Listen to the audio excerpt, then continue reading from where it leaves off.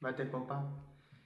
En este video te voy a explicar cómo escribir el apóstrofo o puso en tu teclado, y para eso vamos a tener en cuenta en qué idioma está tu teclado o tu Windows.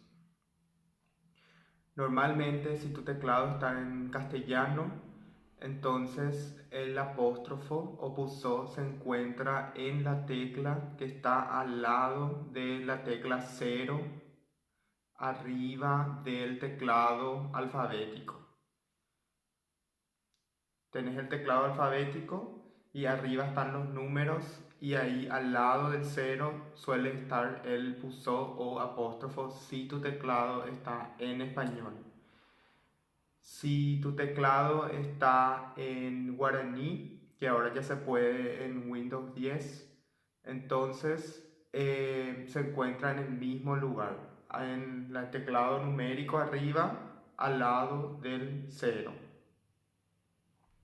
Si tu teclado está en inglés, entonces el apóstrofo o puso se encuentra en la hilera de la L, al lado de la tecla donde suele ser ñ. Hay una tecla al lado de la L y la siguiente tecla es la que tiene el puso o apóstrofo.